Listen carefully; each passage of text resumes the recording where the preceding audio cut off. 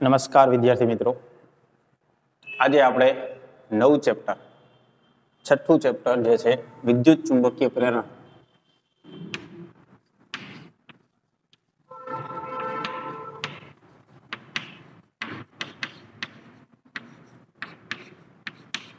આના વિશે આપણે ભણીશું.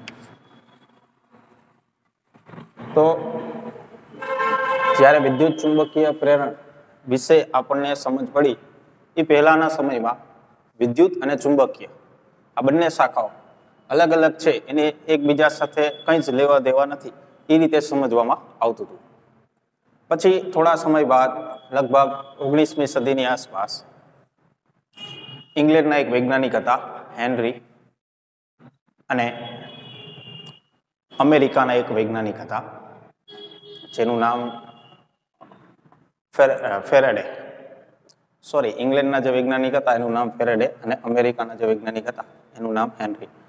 તો આ બંને વૈજ્ઞાનિકોએ એવું સાબિત કરીને બતાવ્યું કે વિદ્યુત અને ચુંબકીય આ બંને એકબીજા સાથે જોડાયેલી સ્થિતિઓ છે, અને એવું સાબિત કર્યું કે ચુંબકીય ક્ષેત્ર જે છે એ જો બદલાતું હોય તો એના દ્વારા આપણે વિદ્યુત પ્રવાહ મેળવી શકીએ. જે રીતે આપણે ઓસ્ટેડનું અવલોકન જોયું હતું, ઓસ્ટેડે એવું કીધું હતું કે વિદ્યુત પ્રવાહ પસાર થતો હોય કોઈ તારમાંથી તો એની આસપાસ ચુંબકીય ક્ષેત્ર ઉત્પન્ન થાય, એટલે કે ગતિમાન વિદ્યુત ભારના કારણે ચુંબકીય ક્ષેત્ર આપણને મળે છે. તો એનાથી ઉલટું પણ આપણે સમજી શકીએ કે જો આપણી પાસે ચુંબકીય ક્ષેત્ર હોય તો શા માટે આપણે વિદ્યુત પ્રવાહ ના મેળવી શકીએ. તો આ બંને રજૂઆત ત્યાં આપણે તો ઓસ્ટેડનું જે અવલોકન હતું એને એવું સાબિત કર્યું હતું કે કોઈ તાર છે એમાંથી વિદ્યુત પ્રવાહ વહે છે, એટલે કે ગતિમાન વિદ્યુત.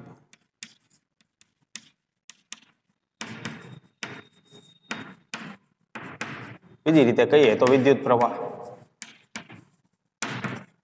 તો આના કારણે એની આસપાસના વિસ્તારમાં આપણને ચુંબકીય ક્ષેત્ર મળતું હતું. બરાબર, આના કારણે આપણને ચુંબકીય ક્ષેત્ર મળતું હતું. તો હેનરી અને ફેરાડે આ બંને એવું સાબિત કર્યું કે જો આપણી પાસે બદલાતું જતું ચુંબકીય ક્ષેત્ર હોય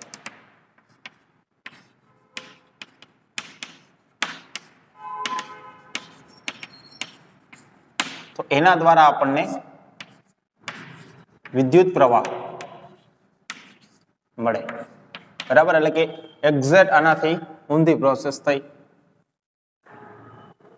જો આપણને વિદ્યુત પ્રવાહના કારણે ચુંબકીય ક્ષેત્ર મળતું હોય તો ચુંબકીય ક્ષેત્રના કારણે વિદ્યુત પ્રવાહ મળવો જોઈએ. એટલે કે ચુંબકત્વ અને વિદ્યુતશાસ્ત્ર આ બંને એકબીજા સાથે જોડાયેલી છે એવું સાબિત કરી દીધું. અને એ જ ઘટના જે બદલાતા જતા ચુંબકીય ક્ષેત્રના કારણે જો આપણને વિદ્યુત પ્રવાહ મળતો એ જ ઘટનાને શું કહેવાય? વિદ્યુત ચુંબકીય પ્રેરણ. બરાબર, એટલે કે એ ઘટના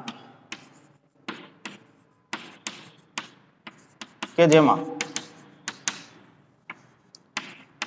બદલાતા ચુંબકીય ક્ષેત્ર દ્વારા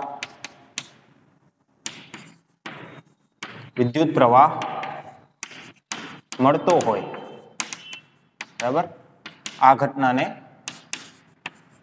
વિદ્યુત ચુંબકીય પ્રેરણ એવું કહેવામાં આવે. તો ફેરેડેએ જે પ્રયોગ કરેલા છે એના વિશે આપણે સમજીએ કે કઈ રીતે આપણે બદલાતા જતા ચુંબકીય ક્ષેત્રના કારણે આપણને વિદ્યુત પ્રવાહ મળે છે. તેને અલગ અલગ 3 પ્રયોગ કરેલા છે. બરાબર, તો એને આપણે ટૂંકમાં સમજી લઈએ કે એના પ્રયોગો ઉપરથી શું સાબિત કરવા માંગે છે.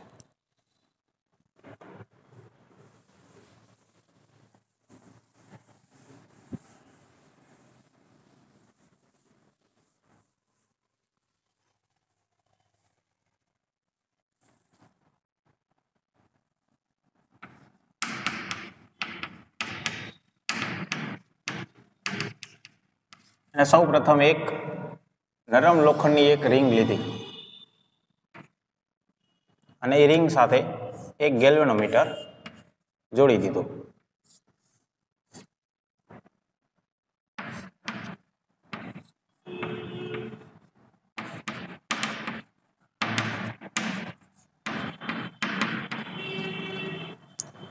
નજીકમાં એક ગજ્યો ચુંબક આ રીતે ગોઠવી દીધો.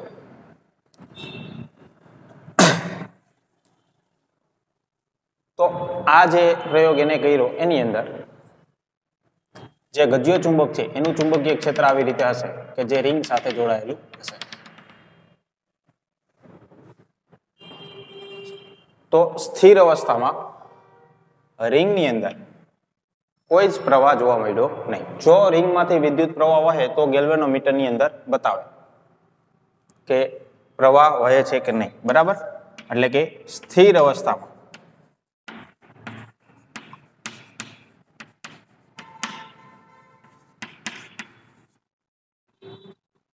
કોઈ પ્રવાહ રિંગમાં ઉત્પન્ન થતો નથી. બરાબર, આ એને અવલોકન કર્યું. પછી એને ગજિયા ચુંબકને આ રીતે રિંગની નજીક લાવ્યો. તો એના કારણે શું થયું, જે ગજિયા ચુંબકનું ચુંબકીય ક્ષેત્ર રિંગ સાથે જોડાયેલું હતું, ચુંબક નજીક આવશે તો એ ચુંબકીય ક્ષેત્ર વધુ સંકળાશે. એટલે કે પહેલા જે ચુંબકીય ક્ષેત્ર સંકળાયેલું હતું ગુચરા સાથે એના કરતા વધારે ચુંબકીય ક્ષેત્ર સંકળાશે. એટલે કે ગુચરા સાથે જે ચુંબકીય ક્ષેત્ર સંકળાયેલું હતું એમાં વધારો થયો. તો આ સ્થિતિની અંદર ગેલ્વેનોમીટરની અંદર આવર્તન જોવા મળ્યું. બરાબર, તો ગજિયો ચુંબક જો નજીક લાવશું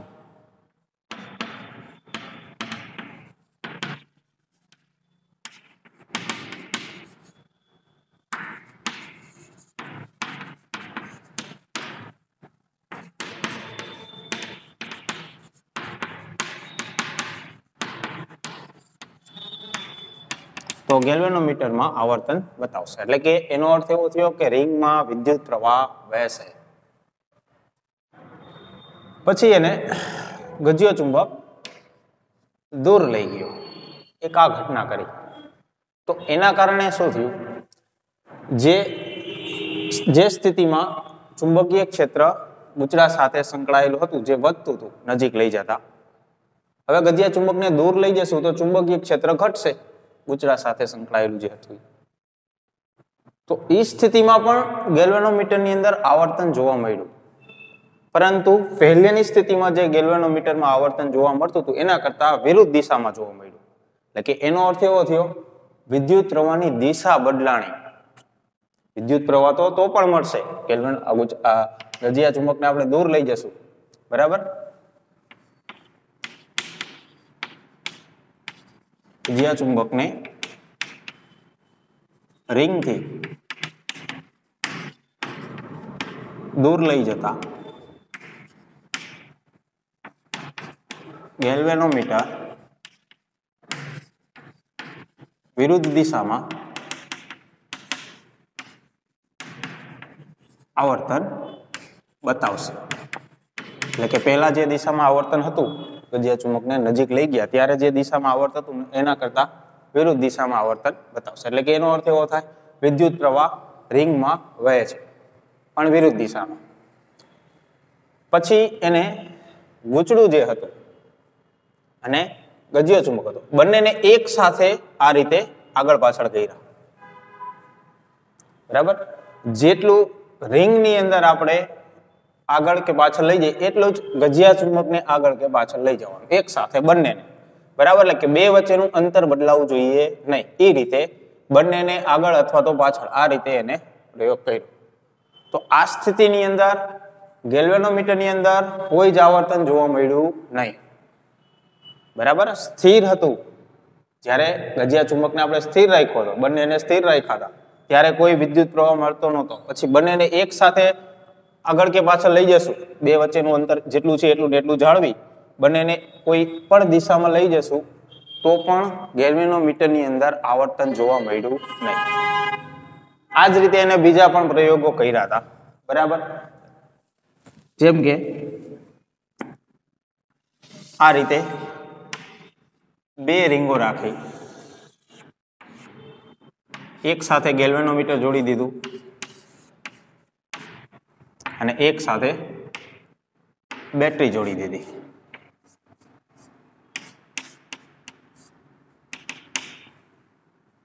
બરાબર, આ રીતની રચના કરી. હવે વિદ્યુત પ્રવાહ તો વહેશે જ, બેટરી જોડી છે એટલે આના, અને વિદ્યુત પ્રવાહ વહેશે તો આના કારણે ચુંબકીય ક્ષેત્ર આ રીતે ઉત્પન્ન થશે રિંગમાં. આપણે જોયું હતું કે રિંગનું ચુંબકીય ક્ષેત્ર આ રીતે હશે. તો પહેલી રિંગનું ચુંબકીય ક્ષેત્ર બીજા સાથે જોડાશે. હવે એ સ્થિતિ, જે સ્થિતિ આપણે અહીંયા વિચારી એ જ રીતે આ જે રિંગ છે એને આપણે આગળ કે પાછળ આ રીતે ડગાવશું તો બીજા ગૂંચળા સાથે જોડાયેલી ચુંબકીય ક્ષેત્ર રેખાઓ બદલાશે, જેના કારણે ગેલ્વેનોમીટર આવર્તન બતાવશે. પરંતુ જો બંને ગૂંચળાને આપણે એક સાથે આગળ કે પાછળ લઈ જશું તો કોઈ જ આની અંદર આવર્તન જોવા મળશે નહીં. તો આ જ રીતે એને બીજા ઘણી બધી ગોઠવણીઓ કરી અને વિચારી હતી. આ રીતે એક ચુંબક રાખ્યો,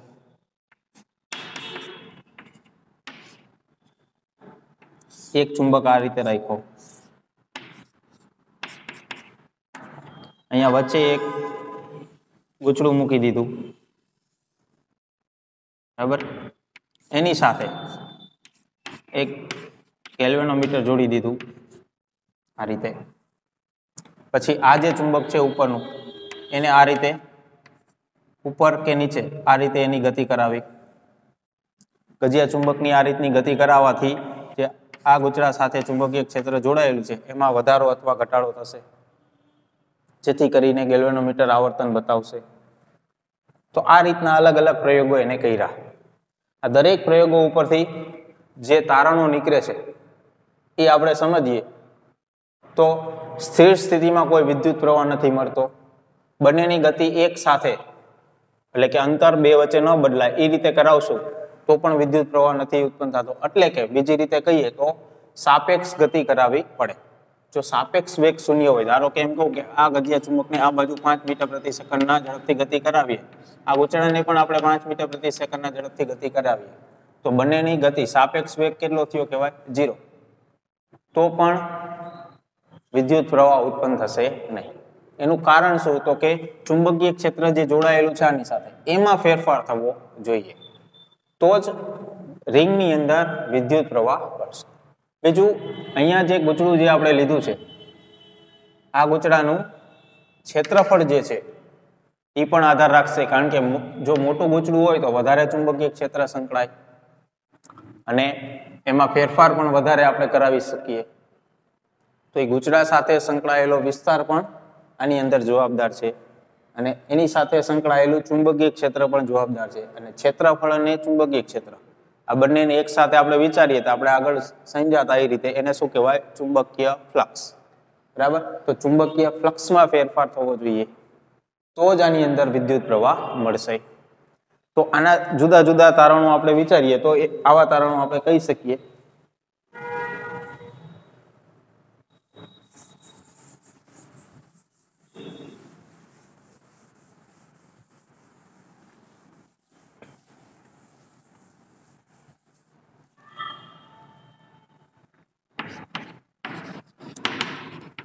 ચુંબક અને ગૂંચળા વચ્ચે સાપેક્ષ ગતિના કારણે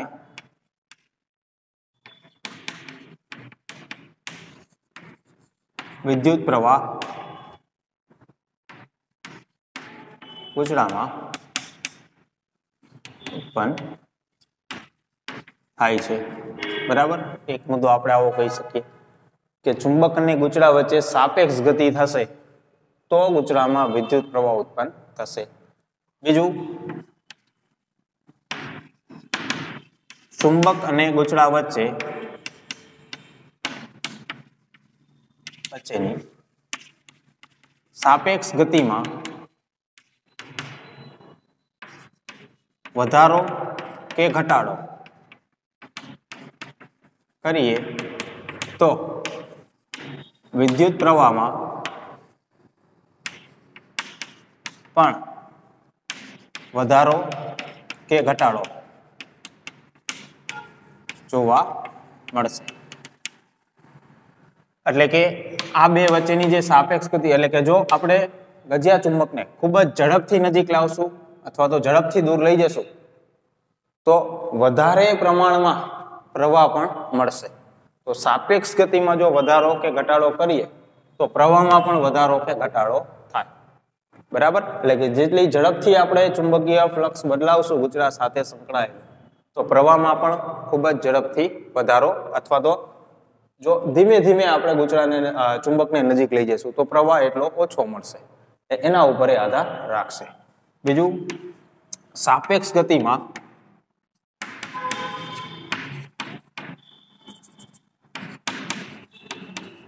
સાપેક્ષ ગતિની દિશા બદલાવશું તો પ્રવાહ પણ બદલશે. પ્રવાહની દિશા પણ બદલશે. બરાબર, જો બંનેને એક સરખા વેગથી ગતિ કરાવશું, જો ચુંબક અને ગુચડાને એક સરખા વેગથી ગતિ કરાવશું તો એટલે કે સાપેક્ષ વેગ કેટલો થયો કહેવાય? બંને વચ્ચેનો 0. તો વિદ્યુત પ્રવાહ મળશે નહીં. બરાબર, તો ફેરેડેના જે પ્રયોગો છે એના ઉપરથી આપણે આવા તારણો કાઢી શકીએ. તો અહીંયા ખાસ અગત્યનું એ છે કે ચુંબકીય ક્ષેત્ર અને ગુચરાનું ક્ષેત્રફળ, એટલે કે ચુંબકીય ફ્લક્સ. બરાબર, તો ચુંબકીય ફ્લક્સ વિશે આપણે આગળ પણ ભણ્યા હતા, ફરી એક વખત આજુ કરી લઈએ.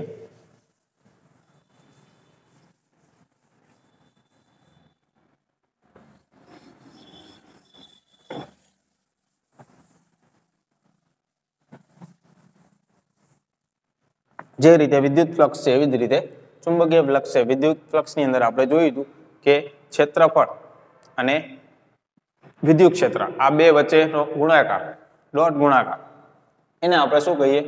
વિદ્યુત ફ્લક્સ કહીએ. એ જ રીતે ચુંબકીય ફ્લક્સ એટલે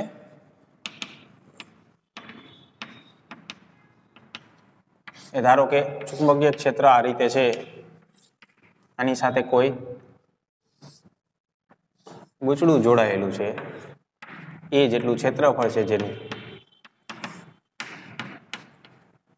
બી જેટલું ચુંબકીય ક્ષેત્ર છે, સમાન પ્રકારનું આપણે વિચારીએ અહીંયા સમાન ચુંબકીય ક્ષેત્ર છે, તો ફ્લક્સ ચુંબકીય ક્ષેત્ર અને ક્ષેત્રફળના ગુણાકાર જેટલું થાય. એટલે કે ડોટ ગુણાકાર કાઢીએ એટલે બી એ કોસ થીટા આટલું ચુંબકીય ફ્લક્સ હોય. જો જુદા જુદા ખૂણે વિચારીએ, બરાબર, એટલે કે ગુચડું જો આ રીતે હોય, એટલે કે ક્ષેત્રફળનો સદિશ આ રીતે હોય, લંબ, ચુંબકીય ક્ષેત્ર એને લંબ હોય આ રીતે, બે વચ્ચેનો ખૂણો 90 ડિગ્રી થયો, એટલે કે ફ્લક્સ બી એ cos 90 અને cos 90 એટલે 0. એટલે કે જો ગુચડું આ રીતે ગોઠવાયેલું હોય અને ચુંબકીય ક્ષેત્ર આ રીતે હોય, ચુંબકીય ક્ષેત્ર ગુચડા સાથે સંકળાશે નહીં, એટલે કે ફ્લક્સ કેટલું થયું કહેવાય? 0 થયું કહેવાય. અને જુદા જુદા ખૂણે હોય તો આપણે વિચારી શકીએ કે કઈ રીતે ફ્લક્સમાં વધારો કે ઘટાડો થશે. બરાબર, અહીંયા cos થીટા આવે છે. જેમ થીટા વધશે ખૂણો એ અને બી વચ્ચેનો, એમ ફ્લક્સમાં ઘટાડો થતો જશે. બરાબર, કેમ કે થીટાની કિંમત વધશે એમ cos થીટાની કિંમત ઘટતી જશે. cos 0 એટલે સૌથી વધારે કિંમત થઈ, એટલે કે આ રીત સ્થિતિમાં ગોઠવણી થશે ત્યારે જ ફ્લક્સ આપણને મહત્તમ મળશે. બાકી જુદા જુદા ખૂણે ફ્લક્સની કિંમત બદલતી જશે. આ તો આપણે સમાન ચુંબકીય ક્ષેત્ર છે એવું વિચાર્યું. ધારો કે આ રીતે ચુંબકીય ક્ષેત્ર છે અસમાન પ્રકારનું અને કોઈ એક ગુચડું જોડાયેલું છે, તો આપણે શું કરવું પડશે? આના ઉપર એક ખંડ ધારવો પડશે. સૂક્ષ્મ ક્ષેત્રફળ ધરાવતો કોઈ એક ખંડ ડેલ્ટા એ સદિશ, આની સાથે સંકળાયેલું ફ્લક્સ કેટલું? તો કે સૂક્ષ્મ ખંડ સાથે સંકળાયેલું ફ્લક્સ ડેલ્ટા ફાઈ બરાબર આપણે એના માટે આ લાગુ પાડી શકશું, કારણ કે ખંડ સૂક્ષ્મ છે તો ખાલી ઈ ખંડ માટે ચુંબકીય ક્ષેત્ર એક સમાન હોય એવું આપણે લઈ શકીએ. તો સમાન ચુંબકીય ક્ષેત્ર હોય તો ફ્લક્સ આ રીતે લખી શકીએ. ધારો કે બી જેટલું ચુંબકીય ક્ષેત્ર છે અને ખંડ જે છે એ ડેલ્ટા એ જેટલો છે, તો આ રીતે આપણે લખી શકીએ. હવે આવા તો ઘણા બધા ખંડ હશે આના આખા પૃષ્ઠ ઉપર, તો બધા માટે આપણે એવું લખીએ તો કુલ ફ્લક્સ શું થાય, તો કે આવા ફ્લક્સનો આપણે સરવાળો કરવો પડે બરાબર. એટલે કે આપણે આવું લખી શકીએ સિગ્મા બી સદિશ ડોટ ડેલ્ટા એ સદિશ. હવે જેટલા પણ ખંડ હશે બધા સાથે સંકળાયેલું ફ્લક્સ ગણી લેવાનું અને બધાનો સરવાળો કરી દઈએ એટલે કે આખા પૃષ્ઠ પરનું આપણને ફ્લક્સ મળી જાય. આવું ક્યારે કરવું પડે, તો કે ચુંબકીય ક્ષેત્ર દરેક જગ્યાએ જુદું જુદું હોય, તો એક સમાન હોય તો આપણે આ રીતે ગણી શકીએ. હવે આ ખંડ ખૂબ જ મોટો છે એવું આપણે લીધું એટલે કે ડેલ્ટા વડે બતાવ્યું, પણ હજી આપણે ખંડને સૂક્ષ્મ બતાવીએ તો એની સાથે સંકળાયેલું ચુંબકીય ક્ષેત્ર જે છે એ વધારે પ્રમાણમાં સમાન બને એવું લખી શકીએ. આપણે આ જે લખ્યું છે એ કેના માટે લખી શકીએ, તો કે એક સમાન ચુંબકીય ક્ષેત્ર હોય તો લખી શકીએ બરાબર. હવે ખંડ થોડો મોટો હોય તો શું થાય, ચુંબકીય ક્ષેત્ર કદાચ એક સમાન ન હોય આ ખંડ પ્રમાણે એવું બની શકે, પણ ખંડ હજી આપણે સૂક્ષ્મ વિચારીએ એટલે કે limit delta A tends to 0 એટલે કે ખંડ અતિ સૂક્ષ્મ હોય એવું વિચારીએ તો સરવાળો જે છે એ સિગ્માની જગ્યાએ શેમાં ફેરવાઈ જશે, સંકલનમાં ફેરવાઈ જશે. એટલે કે આપણે આવું લખી શકશું સંકલન બી સદિશ ડોટ ડી એ સદિશ, આવું આપણે લખી શકીએ બરાબર. એટલે કે ચુંબકીય ક્ષેત્રનું પૃષ્ઠ સંકલન એટલે ચુંબકીય ફ્લક્સ. એ જ રીતે આપણે વિદ્યુત ફ્લક્સ પણ આ રીતે વ્યાખ્યાયિત કર્યું હતું બરાબર. વિદ્યુત ફ્લક્સ એટલે વિદ્યુત ક્ષેત્રનું પૃષ્ઠ સંકલન એટલે વિદ્યુત ફ્લક્સ. એ જ રીતે ચુંબકીય ક્ષેત્રનું પૃષ્ઠ સંકલન એટલે ચુંબકીય ફ્લક્સ. ચુંબકીય ફ્લક્સનો એકમ શું થશે, તો કે ટેસ્લા ઇન્ટુ મીટર સ્ક્વેર, કેમ કે ચુંબકીય ક્ષેત્ર અને ક્ષેત્રફળનો ગુણાકાર, અથવા તો આને જ આપણે કહી શકીએ વેબર બરાબર. તો ચુંબકીય ફ્લક્સનો બીજો એકમ છે વેબર. તો એના એકમ યાદ રાખવાના બરાબર, અને પારિમાણિક સૂત્ર કહીએ તો આના ઉપરથી મેળવી લેવાનું જે ચુંબકીય ફ્લક્સનું મળશે. તો ચુંબકીય ફ્લક્સ જે રીતે આપણે વિદ્યુત ફ્લક્સ સમજ્યા હતા એના જેવું જ છે. શા માટે આપણે ચુંબકીય ફ્લક્સ વિશે અત્યારે વિચાર્યું, કારણ કે આપણે જે હમણાં ફેરેડેના પ્રયોગ જોયા એની અંદર જોવા મળતું હતું કે ગુચડા સાથે સંકળાયેલું ચુંબકીય ક્ષેત્ર વધારે અથવા ઓછું થાય તો એમાં ઈએમએફ પ્રેરિત થાય છે. એટલે કે વિદ્યુત પ્રવાહ આપણને એની અંદર પ્રેરિત થતો જોવા મળે છે. તો એનો આધાર ફક્ત ચુંબકીય ક્ષેત્ર એની સાથે જે સંકળાય છે એમાં વધારો ઘટાડો થાય છે એના કારણે નથી, પરંતુ એ ગુચડાનું ક્ષેત્રફળ કેટલું છે એના ઉપર પણ આધાર રાખશે. એટલે કે ક્ષેત્રફળ અને ચુંબકીય ક્ષેત્ર બંને ઉપર આધાર રાખશે. એટલે કે ટૂંકમાં કેવું હોય તો ચુંબકીય ફ્લક્સ પર આધાર રાખે છે, જેના આધારે ફેરેડેનો એક નિયમ એને પ્રસ્થાપિત કર્યો, જેને કહેવાય ફેરેડેનો પ્રેરણ માટેનો નિયમ.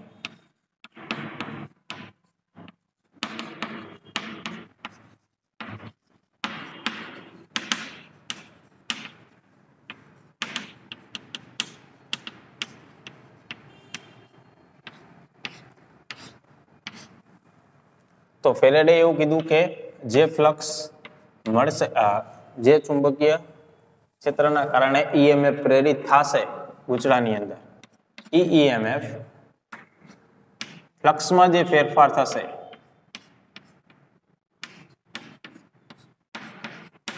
સમય સાથે અને ગુચડાની જે આટાની સંખ્યા હશે એના ઋણ મૂલ્ય જેટલું થાય બરાબર. ઘણી વખત એવું બને ગુચડાના આટાની સંખ્યા એક જ ગુચડું છે બરાબર, તો આપણે આવું પણ લખી શકીએ.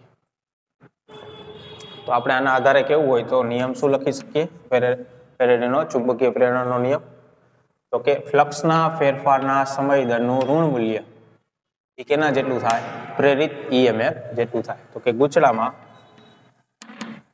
ગુચડા સાથે સંકળાયેલ ફ્લક્સના ફેરફારનો સમય દર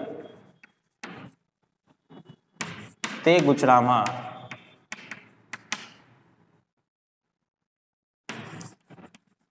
પ્રેરિત થતા અથવા તો ઉત્પન્ન થતા પ્રેરિત થતા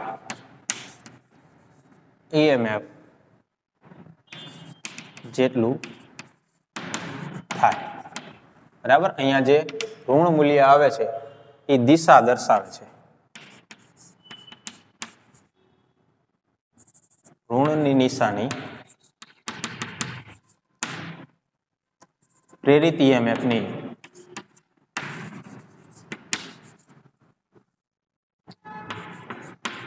દિશા દર્શાવે છે. જો અહીંયા આપણે સમય દર એવું કીધું, એટલે કે સમય પણ આધાર રાખે છે આમાં. બરાબર. વધારે સમય સુધી જો આપણે ફેરફાર કરાવીએ તો EMF પણ વધુ ઉત્પન્ન થાય.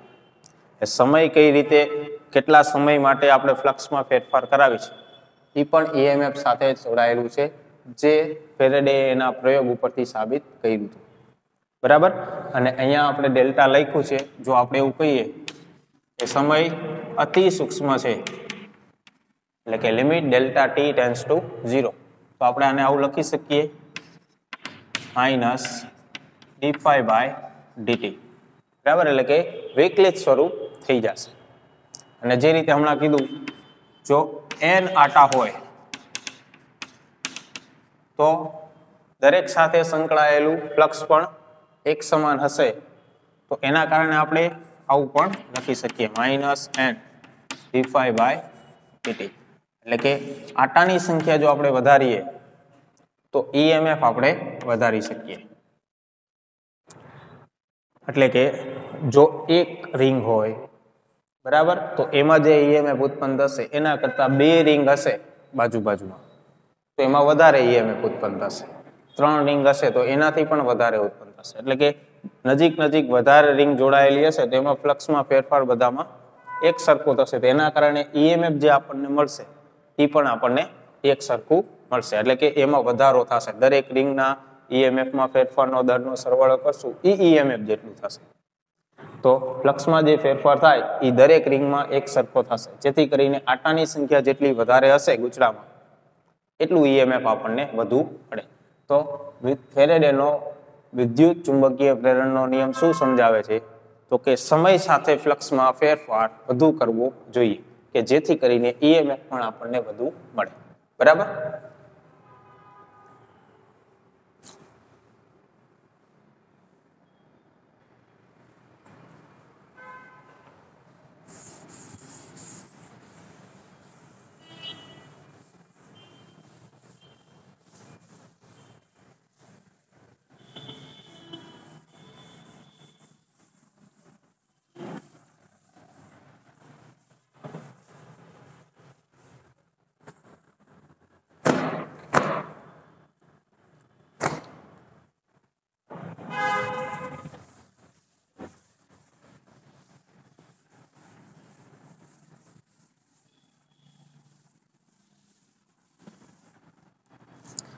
હવે આપણે જોઈએ લેન્ઝનો નિયમ, ઉર્જા સંરક્ષણનો નિયમ.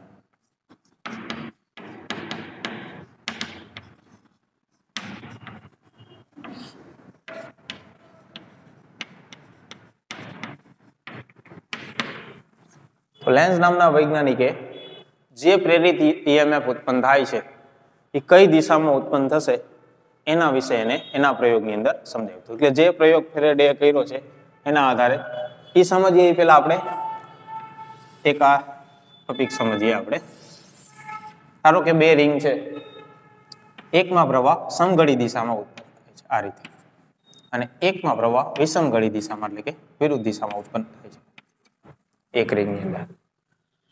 તો આ રીતે જો વિદ્યુત પ્રવાહ વહેતો હોય સમઘડી દિશામાં, તો આપણે ગજિયા ચુંબકની અંદર કહીએ આ રીતે કે N ધ્રુવ અને S ધ્રુવ, ઉત્તર અને દક્ષિણ. તો એ જ રીતે ધારો કે સોલેનોઇડ હોય અને સોલેનોઇડમાં વિદ્યુત પ્રવાહ વહેતો હોય, તો સોલેનોઇડની અંદર ધારો કે આ દિશામાં ચુંબકીય ક્ષેત્ર ઉત્પન્ન થાય છે આ રીતે. તો સોલેનોઇડના બે ધ્રુવ હશે, એક આ બાજુ અને એક આ બાજુ, જે રીતે ગજિયા ચુંબકમાં છે. તો ગજિયા ચુંબકની અંદર આપણે સમજ્યા હતા કે N ધ્રુવ હોય તો એમાંથી ચુંબકીય ક્ષેત્ર બહાર નીકળે અને S ધ્રુવ હોય તેમાં ચુંબકીય ક્ષેત્ર દાખલ થાય. તો જુઓ અહીંયા આપણે સોલેનોઇડને ગજિયા ચુંબક સાથે સરખાવીએ તો આ N ધ્રુવ હશે અને આ S ધ્રુવ હશે, કારણ કે અહીંયાથી ચુંબકીય ક્ષેત્ર બહાર નીકળે છે, અહીંયા દાખલ થાય છે. તો આ બાજુની જે રિંગ હશે એ અને આ બાજુની જે રિંગ હશે આ છેલ્લી રિંગની અંદરથી આપણે આ બાજુથી જોઈએ તો પ્રવાહ કઈ બાજુ વહેતો હશે અને આ તરફથી જોઈએ તો પ્રવાહ કઈ રીતે વહેતો હશે. તો આ બંને દિશાઓ જોવા મળશે આપણને. જો આપણે આ બાજુથી જોશું તો આ રીતનો પ્રવાહ જોવા મળશે સમઘળી દિશામાં, અને આ જ સોલેનોઇડને આપણે આ બાજુથી જોશું તો આની અંદર વિષમઘળી દિશામાં વિદ્યુત પ્રવાહ જોવા મળશે. બરાબર, પ્રવાહ તો એક જ દિશામાં વહે છે, પણ આપણે જોવાની રીત જે છે એ એક વખત આ બાજુ છે તો બીજી બાજુ આ બાજુથી છે, એટલે આપણને વિદ્યુત પ્રવાહની દિશા અલગ અલગ દેખાશે, છે એક જ દિશામાં વહે, બરાબર, છતાં એવું આપણને દેખાશે. કેમ કે આપણે આ બાજુથી જોઈએ તો પ્રવાહ આમ વહેતો હોય તો એ જ પ્રવાહ ભલે આ રીતે વહે છે પણ આ બાજુથી જોશું તો એની દિશા આપણને ઉલટી દેખાશે, એવું થશે. તો આ રીતે જો પ્રવાહ વહેતો હોય તેને કહેવાય S ધ્રુવ. બરાબર, આ રીતે પ્રવાહ વહેતો હોય તો આને કહેવાય S ધ્રુવ, દક્ષિણ ધ્રુવ. અને આ રીતે પ્રવાહ વહેતો હોય તો એને કહેવાય N ધ્રુવ. બરાબર, આમાં તમે ગમે તેટલી ટ્રાય કરશો S નહીં બને, આમાં તમે ગમે તેટલી ટ્રાય કરશો N નહીં બને. એટલે કે આ રીતે સિમ્બોલ આપણે વિચારી શકીએ, એટલે કે જેની અંદર આ રીતે S બની જાય એ S ધ્રુવ થશે અને જેની અંદર આ રીતે N બનશે એ N ધ્રુવ. તો સમઘળી દિશામાં વિદ્યુત પ્રવાહ વહેતો હોય તો એ દક્ષિણ ધ્રુવ કહેવાશે અને વિષમઘળી દિશામાં વહેતો હોય તો એને શું કહેવાશે? ઉત્તર ધ્રુવ. બરાબર.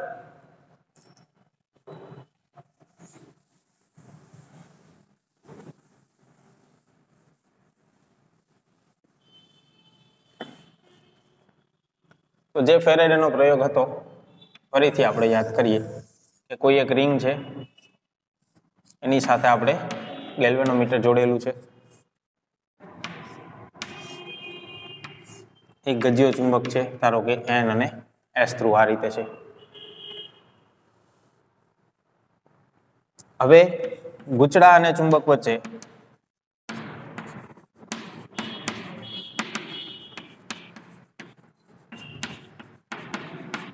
સાપેક્ષ ગતિ થશે તો જ EMF પ્રેરિત થશે, જે આપણે ફેરેડેના પ્રયોગની અંદર સમજ્યા કે આ બે વચ્ચે સાપેક્ષ ગતિ થશે તો જ આ ગૂંચળા, આ જે ચુંબક છે એનું ચુંબકીય ક્ષેત્ર જે આની સાથે જોડાયેલું છે એમાં ફેરફાર થશે, એટલે કે ગૂંચળા સાથે સંકળાયેલા ફ્લક્સમાં ફેરફાર થશે. અને ફ્લક્સમાં ફેરફાર થશે તો ફેરેડે જે રીતે કીધું કે ફ્લક્સમાં જે ફેરફાર થાય એના કારણે જ આપણને EMF મળશે. અને આ માઇનસ નિશાની છે એ જે EMF ઉત્પન્ન થશે એની દિશા દર્શાવે છે, એવું આપણે ત્યાં હમણાં સમજ્યા. તો આપણે અહીંયા એક ઉદાહરણ લઈ લઈએ કે ધારો કે આ N ધ્રુવ છે તો અહીંયા જે ફ્લક્સ સંકળાય છે એમાં જે ફેરફાર થાય છે એના કારણે ધારો કે આ રીતે વિદ્યુત પ્રવાહ વહે છે, એટલે કે સમઘળી દિશામાં. આ બાજુથી આપણે જોઈએ તો સમઘળી દિશામાં વિદ્યુત પ્રવાહ વહે છે, એટલે કે S ધ્રુવ બને છે એવું આપણે વિચારી લઈએ. એટલે કે આપણે અહીંયા આ રીતે કહીએ કે ગજિયા ચુંબકને ગૂંચળા તરફ ગજિયા ચુંબકના N ધ્રુવને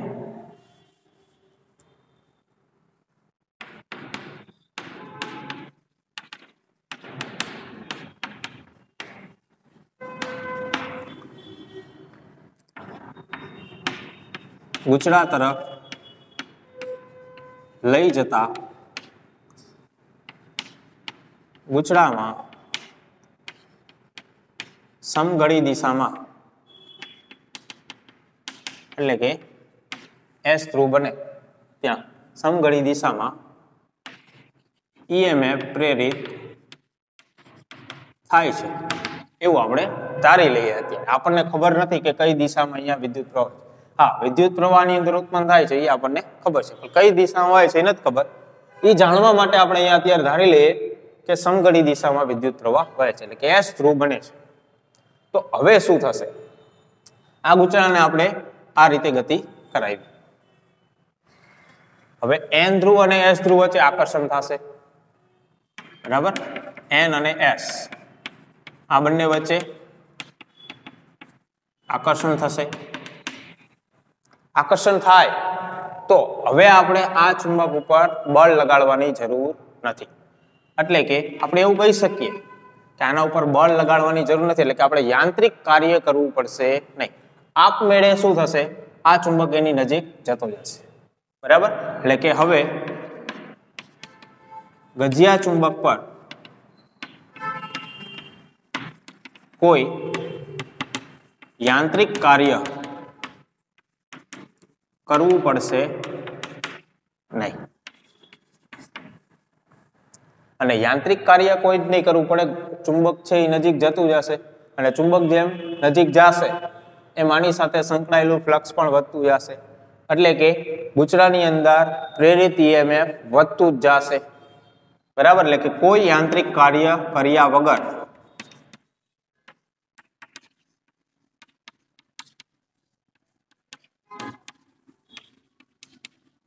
જ ગૂંચળા સાથે સંકળાયેલ ફ્લક્સમાં વધારો થતો જશે અને પ્રેરિત ઈએમએફ વધતું જ જશે. આવો અર્થ થયો. એટલે કે આપણે કોઈ યાંત્રિક કાર્ય કરવું પડતું નથી,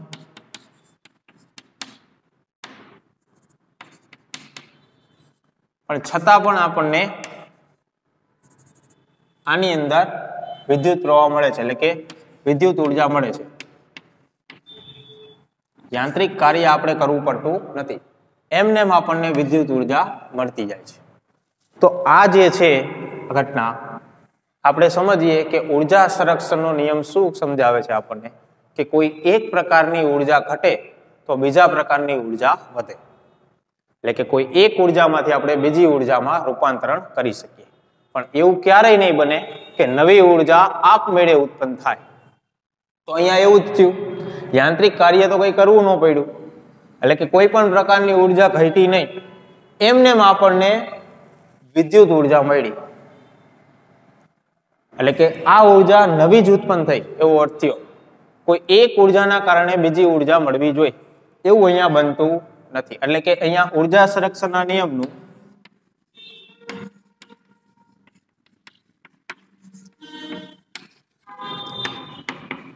પાલન થતું નથી, બરાબર. તો ઉર્જા સંરક્ષણના નિયમનું જો પાલન ન થાય તો આ શક્ય નથી. એટલે કે અહીંયા એન ધ્રુવ હોય અને અહીંયા એસ ધ્રુવ હોય, આ ક્યારેય શક્ય બનશે નહીં. અથવા તો એવું હું કહું, અહીંયા એસ ધ્રુવ હોય, અહીંયા એન હોય અને અહીંયા એન બને, આવું પણ બનશે નહીં. કારણ કે એસ અને એન વચ્ચે બધી આકર્ષણ થશે, બધી જ ઘટના થઈ જાય, આપણે સમજ્યા. એટલે કે અહીંયા આપણે સીધું જ કહી શકીએ કે આપણે કોઈ પણ કાર્ય કરવું પડશે અને એ કાર્યના કારણે આની અંદર વિદ્યુત પ્રવાહ મળશે. એટલે કે અહીંયા એન ધ્રુવ હોય તો ફરજિયાત અહીંયા કયો ધ્રુવ હોવો જોઈએ, એન ધ્રુવ હોવો જોઈએ. એટલે કે આપણે જે અહીંયા સમઘડી દિશા કીધી છે એ કઈ હોવી જોઈએ, વિષમઘડી દિશા હોવી જોઈએ. કેમ કે એન અને એન આ બે વચ્ચે અપાકર્ષણ થશે, એટલે કે આપણે ચુંબકને આ બાજુ બળ લગાડી અને નજીક લઈ જવું પડશે, અને એ જે આપણે ઉર્જા વાપરશું એ ઉર્જા આની અંદર ગૂંચળાની અંદર વિદ્યુત ઉર્જા સ્વરૂપે ઉત્પન્ન થશે. એટલે કે ઉર્જા સંરક્ષણના નિયમનું તો જ પાલન થશે. તો આ આખી ઘટના જે છે આના આધારે આપણે શું કહી શકીએ, લેન્ઝનો નિયમ શું સમજાવવા માંગે છે કે આનું જે ચુંબકીય ક્ષેત્ર છે, ચુંબકનું જે ચુંબકીય ક્ષેત્ર છે એ ગૂંચળાનું જે ચુંબકીય ક્ષેત્ર હશે, કેમ કે આમાં વિદ્યુત પ્રવાહ વહે છે, તે વિદ્યુત પ્રવાહ પણ ચુંબકીય ક્ષેત્ર ઉત્પન્ન કરશે. તો આ બંનેનું ચુંબકીય ક્ષેત્ર છે એ વિરોધી પ્રકારનું હોવું જોઈએ. એટલે કે જેના કારણે ચુંબકીય ક્ષેત્ર ઉત્પન્ન થાય છે. અહીંયા કેના કારણે ચુંબકીય ક્ષેત્ર ઉત્પન્ન થયું? તો કે આ ચુંબકના કારણે. તો જેના કારણે ચુંબકીય ક્ષેત્ર ઉત્પન્ન થાય છે એનો વિરોધ કરે. ધારો કે આનું ચુંબકીય ક્ષેત્ર આ દિશામાં છે, તો આનું ચુંબકીય ક્ષેત્ર કઈ રીતે હોવું જોઈએ? આ દિશામાં હોવું જોઈએ, એના વિરોધ દિશામાં. એટલે કે જેના કારણે ચુંબકીય ક્ષેત્ર ઉત્પન્ન થાય છે એનો વિરોધ કરે એ દિશામાં જ ગૂંચળામાં EMF પ્રેરિત થાય. આવું લેન્ઝનો નિયમ સમજાવે છે. તો અહીંયા જે આ ઋણ નિશાની આવે છે ફેરાડેના નિયમની અંદર, આ પણ એ જ બતાવે છે, લેન્ઝના નિયમની હાજરી જ બતાવે છે. એટલે કે વિરુદ્ધ દિશામાં જ EMF ઉત્પન્ન થશે. જેના કારણે ઉત્પન્ન થયું હશે એનો વિરોધ કરશે એ દિશામાં જ ચુંબકીય ક્ષેત્ર ઉત્પન્ન થશે, એવું લેન્ઝ સમજાવવા માંગે છે. તો લેન્ઝનો નિયમ શું છે? કે જેના કારણે ચુંબકીય ક્ષેત્ર ઉત્પન્ન થયું હોય.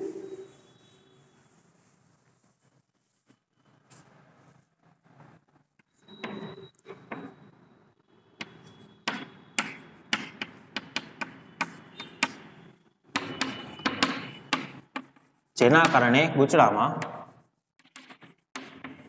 ચુંબકીય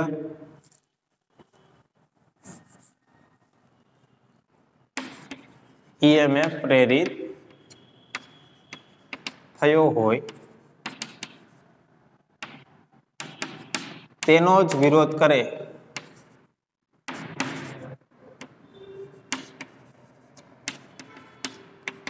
તે દિશામાં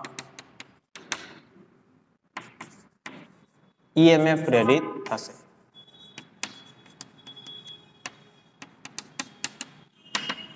બરાબર. તો જેના કારણે ચુંબકીય ક્ષેત્ર ઉત્પન્ન થયું હશે એનો વિરોધ કરશે એ રીતે વિદ્યુત પ્રવાહની દિશા આની અંદર જોવા મળશે.